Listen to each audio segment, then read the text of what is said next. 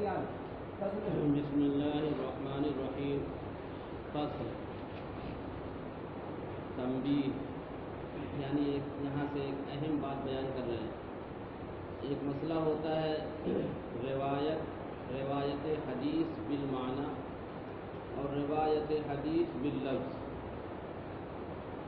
تو اس میں یہ ہے کہ جمہور علماء کے نزدیک روایت بالمعنی جائز ہے. روایت بالمعنی کا مطلب یہ ہے کہ الفاظ یاد نہیں ہیں وہ الفاظ جو اللہ کے رسول صلی اللہ علیہ وسلم نے فرمائے تھے، لیکن مفہوم یاد ہے، اور اس مفہوم کی ادائیگی کے لیے وہ الفاظ اپنی طرف سے نقل کر رہا ہے. اس کو کہتے ہیں روایت بالمعنی، یعنی معنی مفہوم میں کوئی تغیر نہیں ہوا، صرف الفاظ بدل گئے. اور ایک ہے روایت باللفظ، تو اس میں تو یہ ہے کہ اگر یاد ہے اور اس کو قدرت حاصل ہے کہ انہی الفاظ کو بیان کرے تو بہتر یہی ہے کہ وہی الفاظ ہونا چاہیے جو اللہ کے رسول صلی اللہ علیہ وسلم کی زبان مبارک سے نکلے ہیں، اس لیے کہ ان الفاظ میں جو تاثیر ہوگی وہ دوسرے کے زبان سے نکلے ہوئے الفاظ میں نہیں ہو سکتی. اس لیے وہ الفاظ وہی ہوں تو بہتر ہے.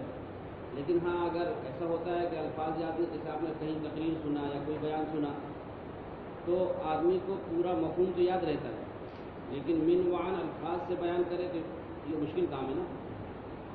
آپ نے کوئی بات سنی 10 منٹ 15 منٹ کی، تو آپ کو یہ ہوگا کہ اس موضوع پر بات ہوئی ہے اور اس موضوع کا خلاصہ آپ اپنے الفاظ میں کیا کر سکتے ہیں، بیان کر سکتے ہیں. لیکن من وعن وہی الفاظ نقل کیے جائے تو یہ مشکل کام ہے. اور اگر روایت بالالفاظ ہی کی قید لگا دی جاتی تو بہت سی روایتیں جو احکامات سے متعلق ہیں وہ رہ جاتی. اس لیے محدثین نے روایت بالمعنی کا اعتبار کیا ہے ضرورت کی وجہ سے. کس وجہ سے؟ اسی کو بیان کیا دیکھیے. وَهَذَا الْمَبْحَثُ يَنْجَرُّ إِلَى رِوَایَةِ الْحَدِيثِ وَنَقْلِهِ بِالْمَعْنَى. یہ بحث جائے گی چلے گی، انجرہ انجر کھینچنے کا ہے اصل میں، مطلب یہاں پہ کہ یہ بحث چلے گی حدیث کی روایت اور نقل کرنے کی طرف بالمعنی، یعنی روایت حدیث بالمعنی جائز ہے یا جائز نہیں ہے. کریں وفیہ اختلاف، اور اس سلسلے میں اختلاف ہے کہ روایت بالمعنی جائز ہے یا جائز نہیں ہے. بل اکثرون، تو اکثر لوگ یعنی اکثر علماء اس بات پر ہیں کہ وہ جائز ہے. علی انہ جائز، اکثر علماء اس بات پر ہیں کہ وہ جائز ہے. ممن ہوا عالم بالعربیت، یہ ان لوگوں میں سے ہو جو عربی زبان کو جانتا ہو، یعنی ہر کس و ناقص نہیں کر سکتا، اس لیے کہ جو عربی زبان کا ماہر ہوگا، عربی زبان کو جانتا ہوگا، وماہر فی اسالیب الکلام، اور کلام کے اسلوب کا ماہر ہو. اسلوب کلام، کس موضوع پر کیا کلام کرنا ہے اور کیا فائدے ہیں. جیسے وہ عارف بخواص الترکیب، اور ترکیب کی خاصیتوں سے واقف ہو. جملہ فعلیہ کس پر دلالت کرتا ہے، جملہ اسمیہ کس پہ دلالت کرتا ہے، پڑھا نہیں پڑھا، یہی جملہ ہے. ترکیب کی خواصیت سے اور خاصیت سے واقف ہو. وہ مفہومات الخطاب، اور خطاب کے مفہومات سے واقف ہو، یعنی کہ یہ پڑھے لکھے لوگوں سے خطاب کیا جائے گا تو کس طرح کیا جائے گا، اور جاہلوں سے کیا جائے گا یا کیا گیا تو کس طرح کیا گیا. یہ سب چیزیں معلوم ہوں گی فصاحت اور بلاغت سے. تو عربی زبان میں جب ماہر ہوگا تو نوسط سے واقف ہونا چاہیے، اور خطاب کے مفہومات سے واقف ہوگا فصاحت اور بلاغت کے ذریعے. اس میں یہی بتایا جاتا ہے، بلاغت کہتے ہیں نا ایسا کلام جو مقتضی حال کے مطابق ہو، کس موقع پر کس سے کیا بات کرنا ہے، اسی کو بلاغت کہتے ہیں.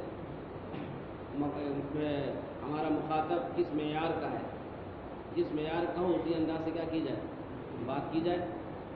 اور اگر معیار کا لحاظ نہیں کیا جائے گا تو پھر وہی ہوگا جیسے کاشتکار لوگ گئے تھے زمیندار صاحب سے ملنے کے لیے. پہلے زمیندار ہوتے تھے تو کہیں شہر میں رہتے تھے، نواب صاحب تھے وہ، تو کسان گئے ملنے کے لیے. تو کسانوں نے زمیندار صاحب نے پوچھا کہ امسال کشت زار گندم میں تقاطر امطار ہوا کہ نہیں. تو کسانوں نے کہا کہ ابھی زمیندار صاحب تلاوت کر رہے ہیں، بعد میں ملیں گے. ہاں، وہ یہ سمجھے قرآن پڑھ رہا ہے. اتنی ہارڈ اردو میں انہوں نے پوچھا امسال کشت زار گندم میں تقاطر امطار ہوا یا نہیں، یعنی گیہوں کی کھیتی میں بارش ہوئی کہ نہیں ہوئی، انہوں نے پوچھا تھا. اب مخاطب ہے اس معیار کا، اس سے سیدھی سادھی زبان میں پوچھا جائے اور ان سے ادب کے زبان میں اور اچھے اردو میں پوچھا گیا تو کیا سمجھا انہوں نے کہ قرآن پڑھ رہے ہیں.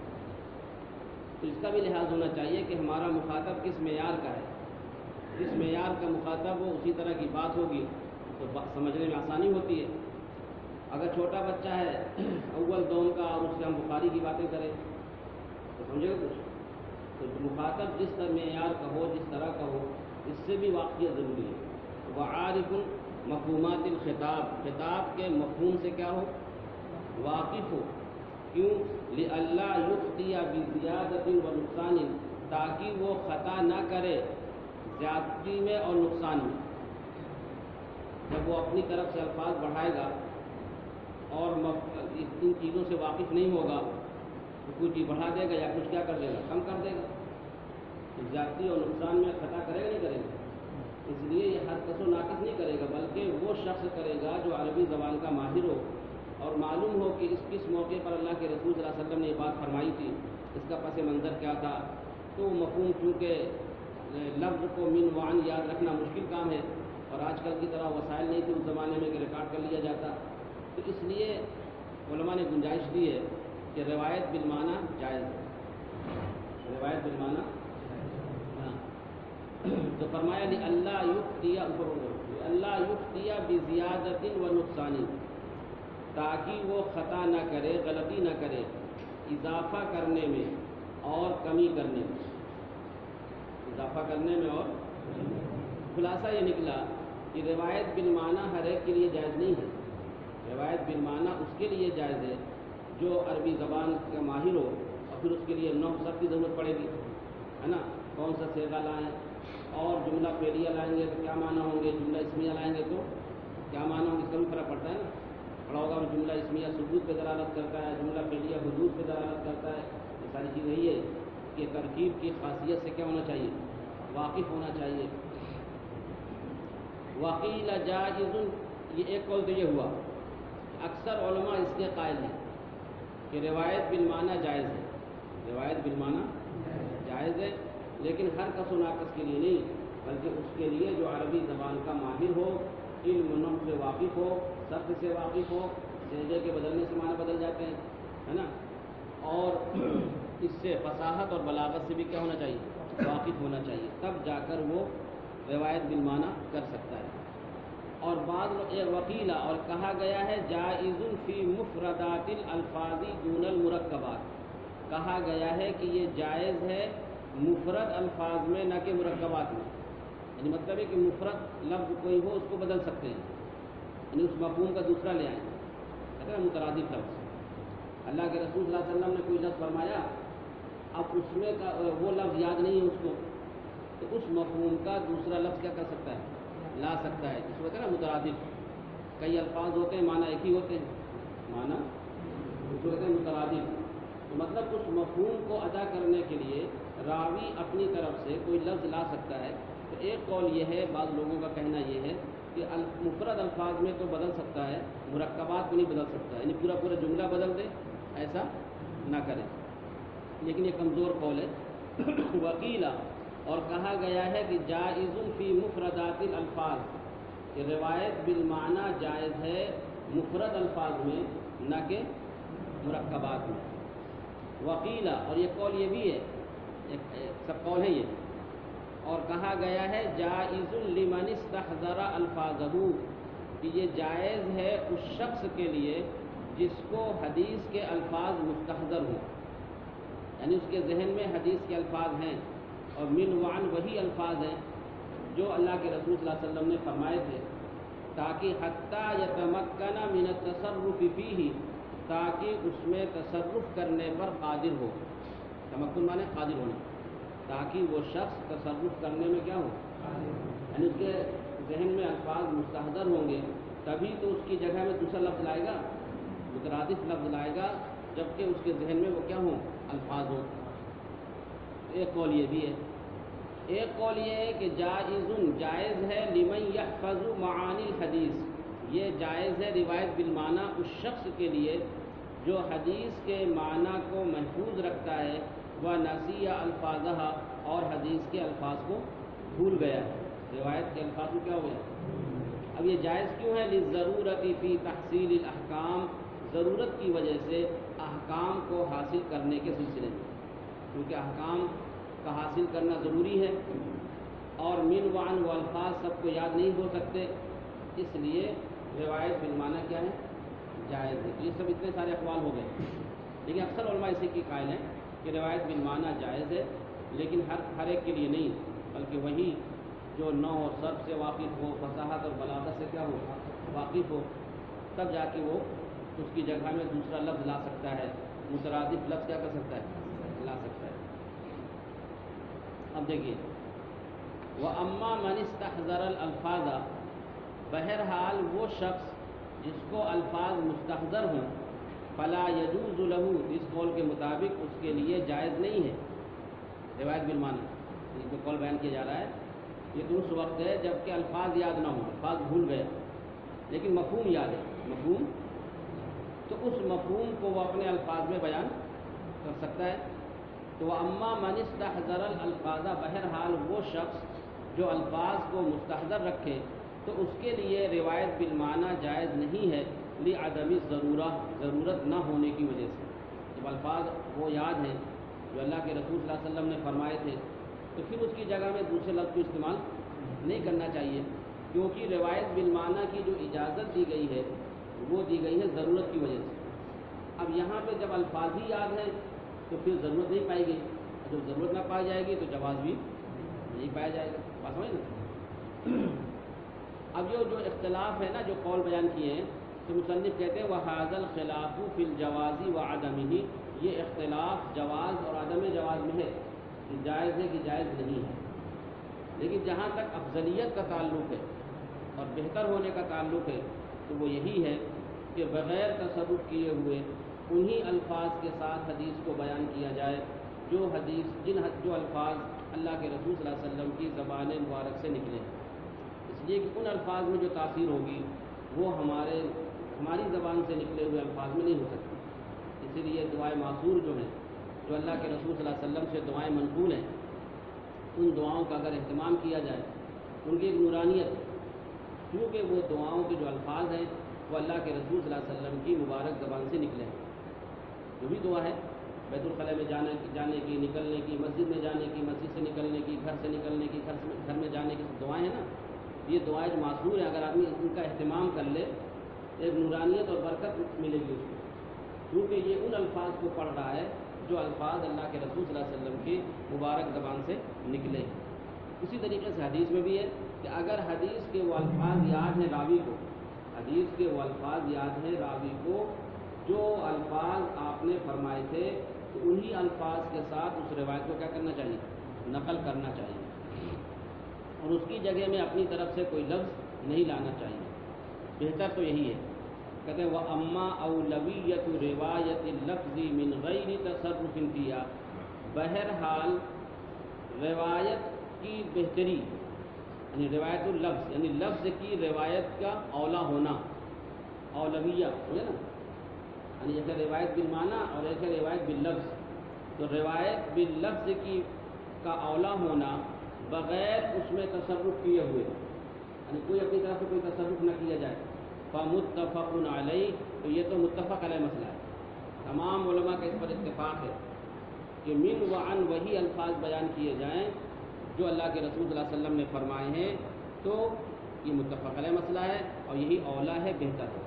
جہاں تک جائز اور ناجائز کا مسئلہ ہے تو یہ ہے، جیسے آپ نے پڑھا بہت سے اختلاف، جمہور اس کے قائل ہیں کہ روایت بالمعنی جائز ہے ضرورتاً، روایت بالمعنی جائز ہے، اور وہ بھی ہر ایک نہیں کرے گا، بلکہ وہ کرے گا جو عربی زبان کا ماہر ہوگا اور تمام چیزوں سے واقف ہوگا، تاکہ الفاظ کے گھٹانے بڑھانے میں کوئی مفہوم بدل نہ جائے، ہے نا۔ اس لیے کہ آدمی اپنی طرف کوئی لفظ بڑھائے گا ایسا نہیں کہ اللہ کے رسول کے فرمانے کا مقصد کچھ اور تھا اور راوی نے اپنی طرف سے کوئی لفظ پڑھا دیا تو اس کا مفہوم کچھ اور ہو گیا. تو اس طریقے سے مفہوم میں کوئی گڑبڑی نہیں ہونا چاہیے. مفہوم میں تو فرمایا وہ اما اولویت روایت اللفظ من غیر تصرف فیا، بہرحال روایت اللفظ کا اولا ہونا بغیر تصرف کیے ہوئے، فمتفق علیہ، تو یہ متفق علیہ ہے. کیوں؟ لقولہ صلی اللہ علیہ وسلم، آپ صلی اللہ علیہ وسلم کے فرمانے کی وجہ سے. آپ کی قول ہے نظر اللہ امرأ سمع مقالتی فوعاها فأداها کما سمع الحدیث. اللہ تعالیٰ خوش رکھے ایسے شخص کو جس نے میری بات سنی اور پھر اس نے اس کو محفوظ رکھا اور پھر اس نے اس کو پہنچا دیا جیسا کہ اس نے حدیث سنی. یہ راویوں کے لیے اور حدیث نقل کرنے والوں کے لیے اور حدیث پڑھنے پڑھانے والوں کے لیے بہت اچھی خوشخبری اور بشارت ہے. اور اللہ کے رسول نے دعا دی ہے، کسی اور نے دعا نہیں دی بلکہ کس نے دی ہے؟ اللہ کے رسول نے فرمایا نظر اللہ عمران، اللہ خوش رکھے ایسے شخص کو، تر و تازہ رکھے یعنی خوش رکھے ایسے شخص کو جس نے میری بات سنی، یعنی حدیث سنی. جیسے آپ حدیث پڑھ رہے ہیں، آپ پڑھیں گے، حدیث کو یاد کریے، دوسروں تک پہنچائیے، سب اس میں شامل ہے. تو اللہ خوش رکھے ایسے شخص کو جس نے میری بات سنی، فوعاها، اور اس نے اس کو محفوظ کیا اور پھر اس نے اس کو پہنچایا، ادا کر دیا نا، پہنچایا جیسا کہ اس نے حدیث سنی تھی، جیسے کہ اس نے حدیث. اس سے معلوم ہوتا ہے کہ روایت اللفظ جو ہے یہ اولا ہے اور بہتر ہے، اور کوشش یہی کرنا چاہیے کہ وہی انہی الفاظ کے ساتھ حدیث کو بیان کیا جائے. مصنف کہتے ہیں وَالنَّقْلُ بِالْمَعْنَى وَاقِعٌ فِي الْكُتُبِ السِّتَّةِ وَغَيْرِهَا. نقل بالمعنی یہ واقع ہے کتب ستہ میں اور اس کے علاوہ دوسری کتابوں بھی.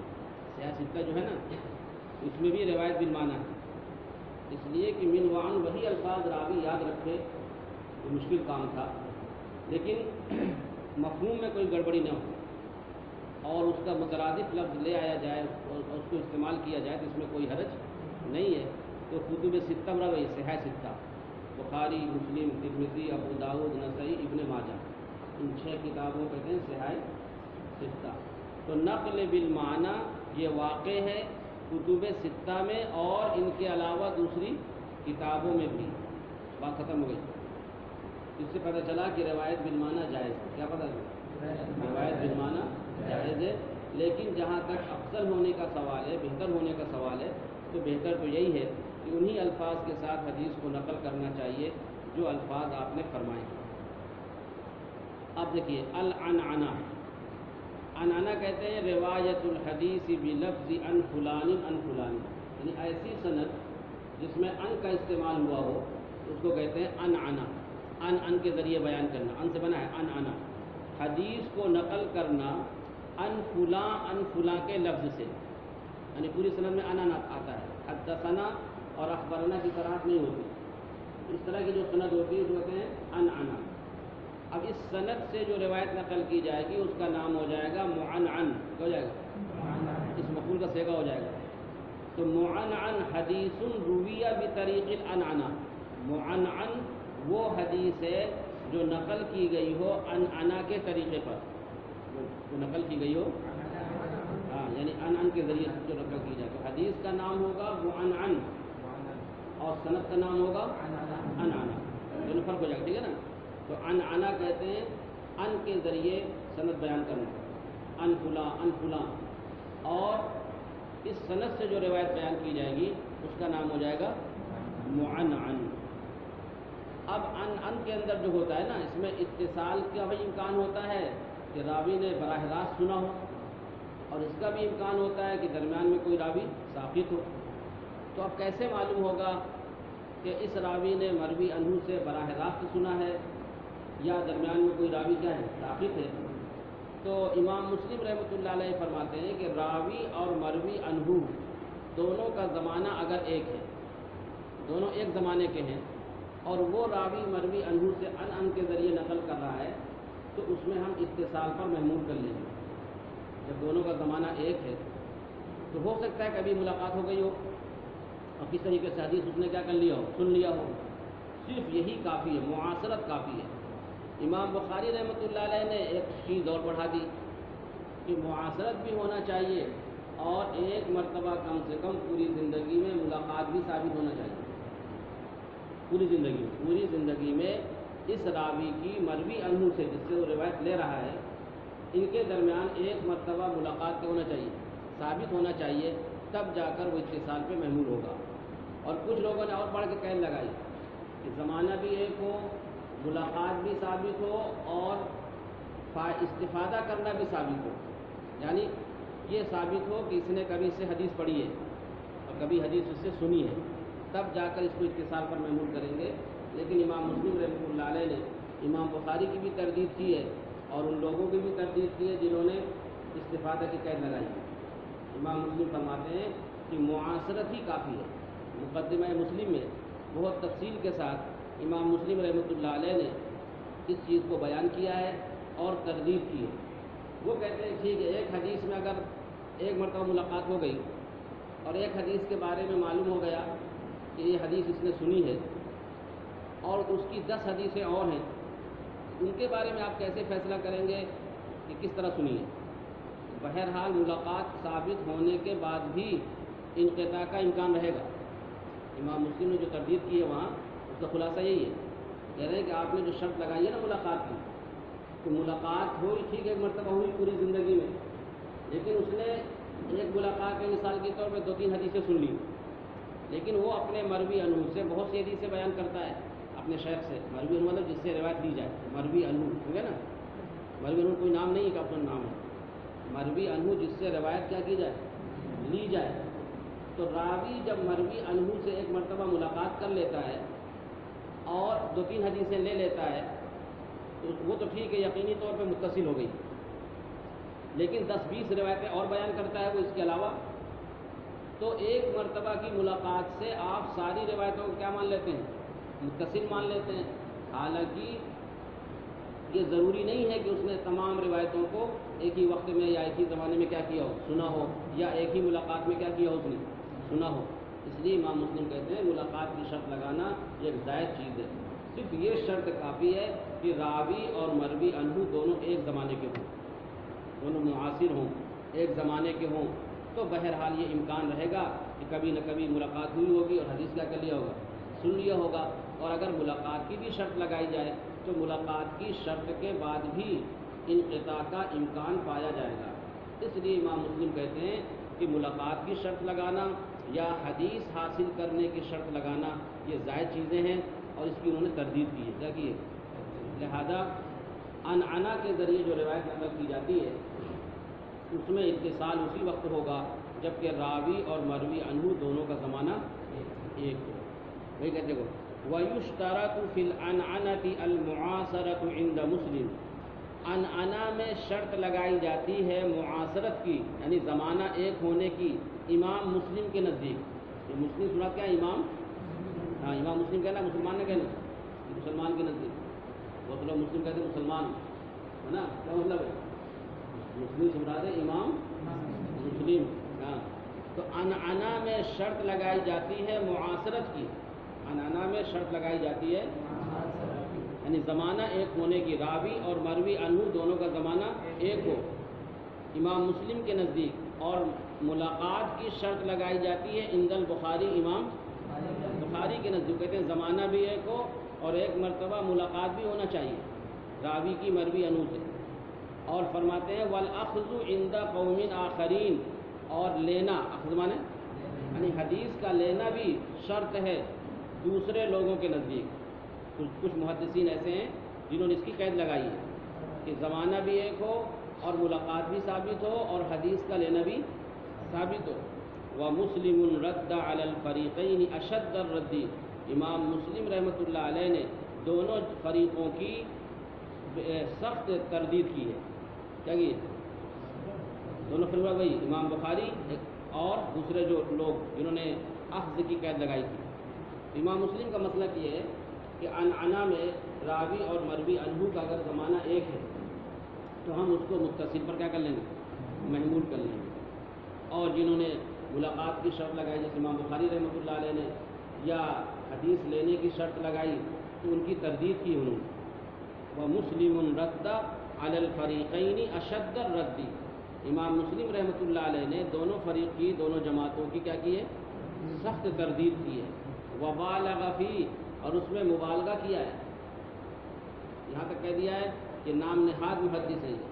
مطلب یہ کہ بہت زیادہ سخت کا ہے. وبالغ فی، اور یہ کہا کہ ان کو حدیث سے کوئی مناسبت نہیں ہے. وعنعنۃ المدلس غیر مقبول، مدلس کا عنعنہ غیر مقبول ہوگا. وہی اگر یہ معلوم ہو جائے کہ راوی مدلس ہے، مدلس کسے کہتے ہیں؟ مدلس کسے کہتے ہیں؟ جو راوی اپنے شیخ کا نام چھوڑ دے، جو راوی اپنے شیخ کا نام چھوڑ دے اور اس طرح حدیث سے بیان کرتا ہو اور اس میں مشہور ہو گیا ہو کہ یہ اپنے استاد کا نام نہیں لیتا اور اپنی نسبت کو بلند کرنے کے لیے آگے جوڑ دیتا ہے، یعنی شیخ کے شیخ سے اپنی شاگردی بتاتا ہے، تو ایسے آدمی کا عنعنہ قبول نہیں ہوگا. کیونکہ جب ان کے ذریعے بیان کرے گا نا، وہ تو آپ نے پڑھا نا کہ بلفظ یوں ہی یوں بیان کرتا ہے، ایسے لفظ جو وہم پیدا کر دیتا ہے سما کا. اور ان میں جو ہے وہم ہے، اتصال بھی ہو سکتا ہے اور انقطاع بھی، اور وہ تدلیس کرنے میں مشہور بھی ہے. تو پھر ایسے راوی کی عنعنہ کو قبول، ہاں تو کہتے ہیں وہ عنعنۃ المدلس غیر مقبول، مدلس کا عنعنہ مقبول نہیں ہے. مدلس کا عنعنہ جب تک کہ صراحت نہ ہو جائے. اب دوسری بات بتا رہے ہیں، کہہ رہے ہیں وَكُلُّ حَدِيثٍ مَرْفُوعٍ سَنَدُهُ مُتَّصِلٌ فَهُوَ مُسْنَدٌ. ہر وہ حدیث مرفوع جس کی سند متصل ہو تو وہ مسند ہے، وہ مسند کہتے ہیں. وہ ہر وہ حدیث مرفوع، حدیث مرفوع کسے کہتے ہیں؟ ہاں، جو آپ صلی اللہ علیہ وسلم تک پہنچے، وہ حدیث جس کی نسبت آپ صلی اللہ علیہ وسلم کی طرف ہو تو وہ حدیث مرفوع کہلائے گی، اور اس کی سند بھی متصل ہو تو اس کا نام ہو جائے گا مسند. ہو جائے گا. تو ہر وہ حدیث مرفوع جس کی سند متصل ہو فہو مسند، تو یہ مسند ہے. وہذا هو المشہور المعتمد علیہ، یہی مشہور ہے اور اسی قول پر اعتماد کیا گیا ہے. اور کچھ لوگوں نے اور باتیں کہی، دیکھیے وبعضهم یسمی کل متصل مسندا، اور بعض محدثین ہر متصل کو مسند کہتے ہیں. کوئی بھی جو ہے حدیث، کیونکہ حدیث کی 3 قسمیں ہیں نا، حدیث مرفوع، حدیث موقوف، حدیث مقطوع. تو مرفوع تو مسند ہے ہی ہے، اور بعض لوگ یہ کہتے ہیں کہ ہر وہ حدیث جس کی سند متصل ہوگی وہ مسند ہے. ہو گیا نا. اب وہ چاہے موقوف ہو چاہے مقطوع ہو. موقوف کسے کہتے ہیں؟ جو صحابی تک پہنچے، اور مقطوع کہتے ہیں جو تابعی تک پہنچے. تو پہلا قول تو یہ ہے کہ ہر وہ حدیث مرفوع جس کی سند متصل ہوگی تو وہ مسند ہے، اور یہی قول زیادہ مشہور ہے. ہر وہ حدیث مرفوع جس کی سند کیا ہو؟ متصل ہو تو وہ مسند ہے. لیکن بعض لوگ کہتے ہیں کہ ہر متصل مسند ہے، یعنی ہر وہ حدیث جس کو سند متصل کے ساتھ بیان کیا جائے وہ کیا ہے؟ کہہ رہے ہیں وَإِنْ كَانَ مَوْقُوفًا أَوْ مَقْطُوعًا، اگرچہ وہ موقوف ہو یا مقطوع ہو، اس سے بحث نہیں.